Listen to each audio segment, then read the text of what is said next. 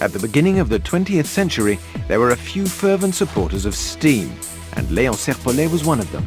For him, the future of cars equipped with flash boilers was assured. There's no denying that steam cars were powerful, fast and reliable. In fact, in 1902, the year it appeared, a Serpollet set a new world speed record of 120 kilometers an hour. But steam was handicapped by the weight of the boiler, and more importantly, by the high manufacturing costs. And it must have been really something to drive a high-speed pressure cooker on wheels. Serpollet did not have a great deal of commercial success. He had to team up with the American patron Frank Gardner to continue building cars, and enter them for the great races between Paris and other capitals at the start of the last century. Thanks to the support of his American patron, Serpollet entered no less than 7 cars in the 1903 Paris to Madrid event. These cars had top speeds of 140 kilometers an hour. The odd thing is the contrast between the streamlining of the body and the high-up position of the crew. In fact, this position was imposed by the rules of the Automobile Club de France, and it's true that it did cancel out some of the benefits of the streamlining. At any rate, all 7 Serpollet cars reached Bordeaux, where the race was stopped by order of the government due to the heavy toll of accidents. This is the only surviving model.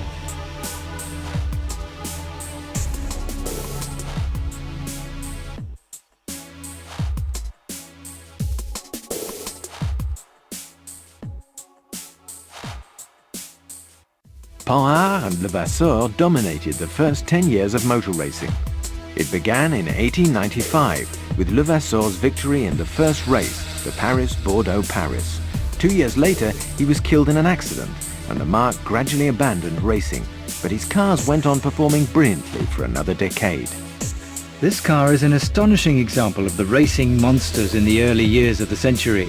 It displaces almost 13 litres for only 4 cylinders, and it could reach top speeds of 155 kilometers an hour. With its bonnet held in place by straps, its chain transmission, and the completely exposed position of the driver and mechanic, that doesn't seem very reasonable. You're right there. At the Automobile Club de France Grand Prix in Dieppe in 1908, following a puncture, the car went into a huge skid, demolished a small tree, went nose up vertically into the air before spinning around and coming back down with a crash on its wheels. Sissac and his mechanic Schober were both killed outright. The car shown here is thought to be the one in the accident, restored by a collector who purchased the wreck. If you want to find out more about racing and Panhard, call up number 226.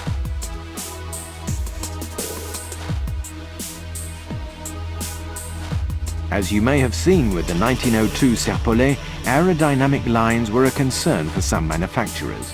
Ettore Bugatti, who had tried out the cigar shape for the 1922 Grand Prix de Strasbourg, made a great show in 1923 for the Grand Prix de Tours with this highly streamlined body that earned the car the nickname of the Tank. This revolutionary machine was built around an inline 8-cylinder 2-litre engine. The very short chassis was given a very enveloping body that covers the wheels like a very thick aircraft wing.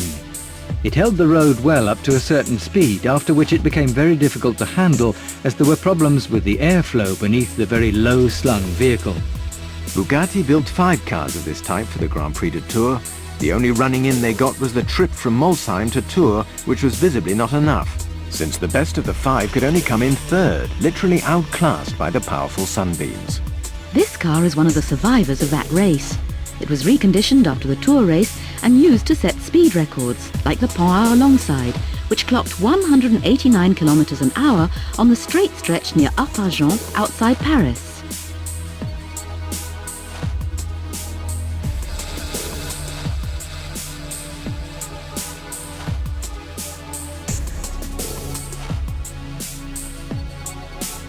In between the wars, the manufacturers made it a point of honor to try and set the speed records that would bring them fame and commercial success. To do this, they built very big engines, displacing 8 and sometimes 10 litres. Initially, Panhard and Levasseur used a modified luxury car chassis to create the X49 you can see alongside. As for this record-breaking 35 CV, it was modified following a British initiative.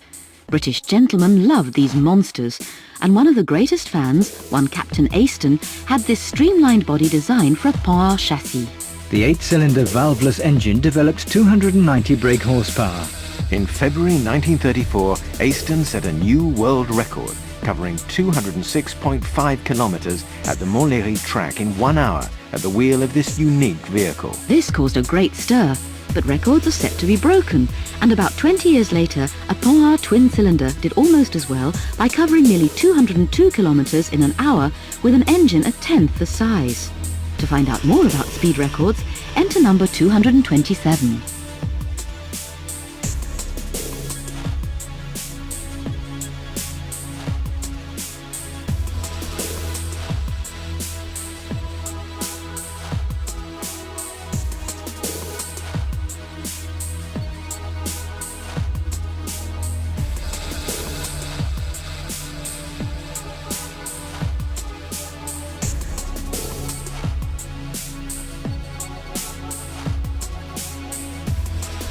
This prestigious racing car was Bugatti's final attempt to fight off his traditional Italian adversaries, Alfa Romeo and Maserati, and the Mercedes or Auto Union cars that were powerfully supported by the Nazi regime in Germany. It came at a bad time too, as poor sales of luxury cars were undermining the firm, while Bugatti was busy elsewhere, launching a high-speed rail car equipped with Royale engines. The survival of the factory was staked on this deal. But at Molsheim, racing was in their blood. This car, whose bodywork completely encloses the chassis, had the most powerful engine ever built by the Molsheim plant. Wimille won 2 races with this car, including the extraordinary Prisoners' Cup raced in the Bois de Boulogne in Paris in 1945. It was raced with cars that hadn't been run in years. One of them, another Bugatti as it happens, had to drop out. Its driver, Maurice Trintignant, found mouse droppings, or pétoules as they were known in Provençal dialect, in his carburettor.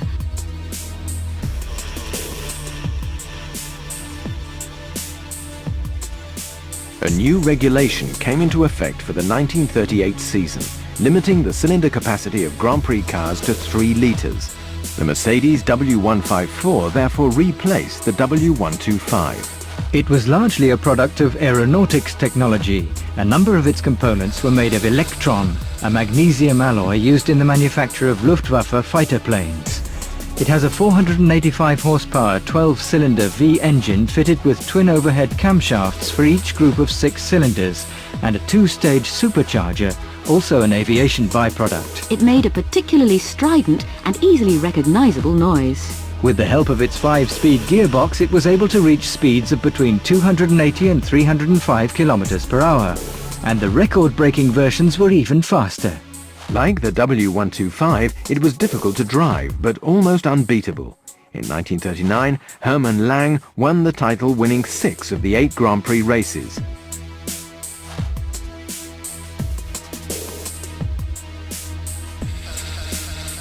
After pushing the possibilities of the mechanical parts of the Simca 8 to their extreme limits, Gordini gradually began making his own mechanical series. Among other things, he built new engines. This Type 16 has an inline 6-cylinder engine displacing 2.5 litres. It's equipped with 2 twin overhead camshafts and fueled by 2 twin carburetors. Its power output was 228 brake horsepower at 6,500 revs per minute. The engine's performance and the car's reduced weight of 721 kilos gave it a top speed of 230 kilometers an hour. The Gordini Type 16 was driven by Maurice Trintignant, Jean Bérard, Paul Frère and Robert Monzon, racing in the 1952, 53 and 54 Formula One World Championship seasons, and with some success. This was the last fling of the Bugatti marque in Grand Prix racing. Roland Bugatti asked the engineer Colombo, creator of the celebrated Ferrari V12, to design the car. The Type 251 was a complete break with the Bugatti tradition and applied innovative technology. The magnesium alloy engine, equipped with 4 Weber twin carburetors, is transversely mounted in the center of the car. Today, all Formula One cars have centrally mounted engines. Roland, who took over from Ettore Bugatti, dreamed of reviving the marque on the Grand Prix circuit and roped in one of the top French drivers, Maurice Trintignant. Trintignant test drove the car in November 1955 and said he wasn't impressed by its road-holding powers. A second prototype was built with a longer wheelbase. At the 1956 Automobile Club de France Grand Prix, after a fairly lackluster start, Trintignant had to drop out when his accelerator seized up. Careful preparation and more financial resources could have made this a good car, but the experiment was discontinued and the glorious history of one of the most beautiful cars of the first half-century came to a rather inglorious end.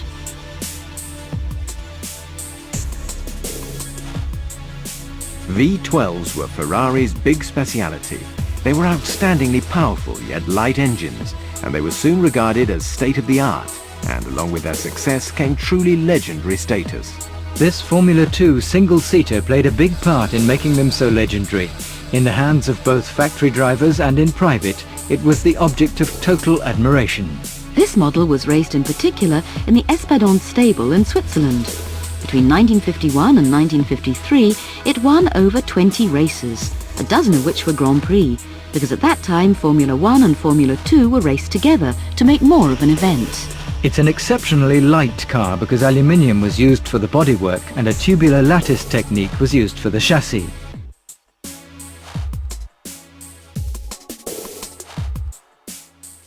Based on the celebrated Mercedes 300 SL Gullwing, Daimler-Benz developed a car offering the performance of a Grand Prix single-seat car that had the looks of a road model. That was how the superb 300 SLR came about. It was a dream. It boasted a multi-tubular triangulated chassis, independent four-wheel suspension, and a 300 brake horsepower, 8-cylinder direct fuel injection system engine, desmodromic valve controls. You might like to explain that last one. Well, the valves are controlled in both directions. Normally only the opening is controlled and springs close the valve after injection.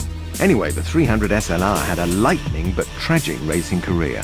The victory in the Mille Miglia with Stirling Moss and Jenkison, and the triumphal win in the Targa Florio with the first place going to Stirling Moss and Mike Collins, second to Fangio and Kling driving the car you see here, and fourth place for Fitch and Titterington. But then again, in 1955, catastrophe struck at Le Mans. With Fangio in the lead, another 300 SLR driven by Levegh had a collision and ploughed into the spectators, killing 81 and injuring over 100 in the most serious accident in motor racing history. At the end of the season, Daimler-Benz announced its decision to withdraw from racing, and for more than 4 decades, the marque disappeared from the racetrack.